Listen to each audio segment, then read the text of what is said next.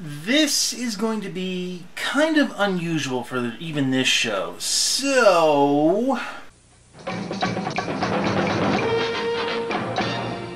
Okay, that out of the way. So, Karen over at Color the Gray came up with this idea of doing Secret Santa. The idea is that all the reviewers kind of get together, we draw names out of a virtual hat, if you will, and then we do gifts for other reviewers. And there's a lot of reviewers out there. I keep forgetting this fact.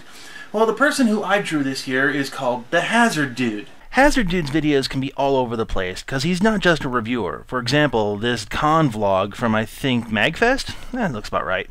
But his reviews do cover one thing that sets him apart. Because he reviews movies that include the Wilhelm. And the one thing I couldn't find in his backlog, any kind of a history of the Wilhelm. So we're going to rectify that right here, right now. We're going to give a brief history lesson on the Wilhelm. Oh, the Wilhelm scream. Jesus Christ, the Wilhelm scream. And I think in high school I hated history.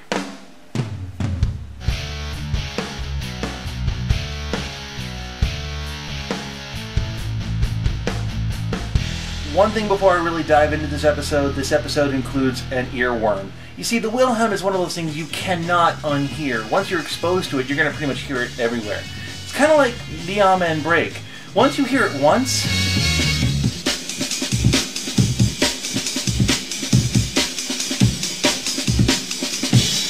you're pretty much going to hear it everywhere you go.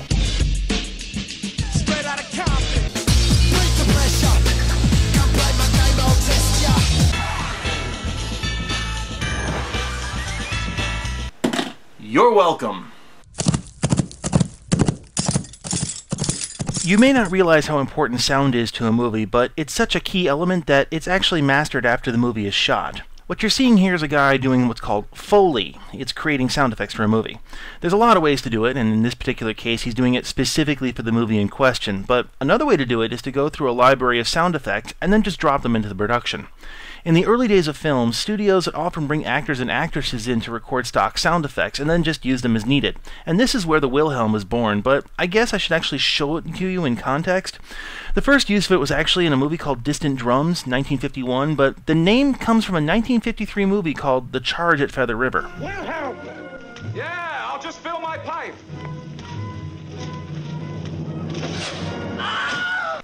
You see, this is what I was talking about. Now that you've heard it, now you're going to be able to go, oh yeah, I have heard that before. And I know you have because it's been in several movies that I know you've seen.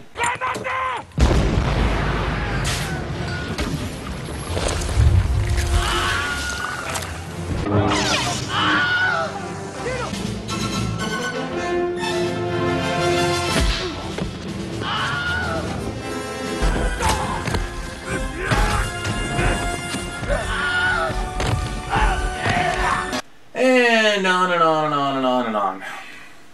One of the great mysteries is, who is the actual voice behind the scream? In the 1950s, they didn't really make a lot of effort to credit everyone in a production, so most of the old sound effects were done anonymously. People who are experts in cinema have narrowed it down to a list of a few possibilities. We're not absolutely 100% certain who screamed the Wilhelm scream, but some paperwork on the film Distant Drums suggested that several people were called in to do post-production sound bits. One of the people on the list was Sheb Woolley.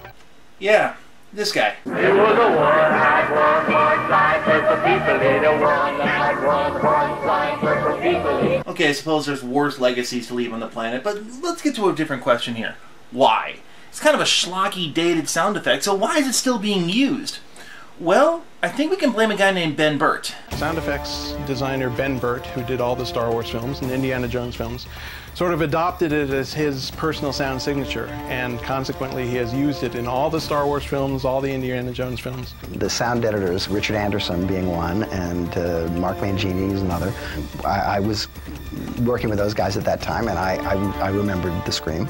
And so I stuck it in a bunch of pictures of mine, and I would say probably most of the movies that I've done have got this screen in there somewhere. Since then, it has sort of been passed along the sound effects grapevine to different editors who care and appreciate its history. It's almost become an inside joke within the film audio community. They want to see how they can put it into a movie and still give it some kind of context. like I said before, it's an earworm. You can't unhear it. And of course, this being the internet generation, it's become kind of a meme in its own kind of way. You're going to see a lot of videos that have compilations of movies that have put these in there. You'll see a lot of people putting it into their own productions. I mean, heck, there's even a band out there called the Wilhelm Scream.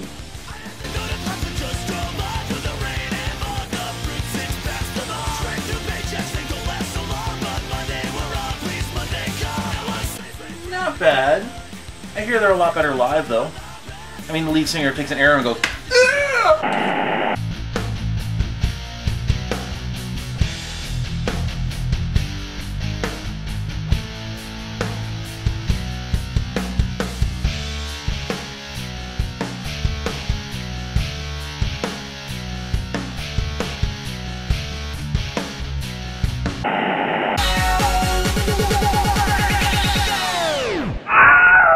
Oppan Gangnam Style.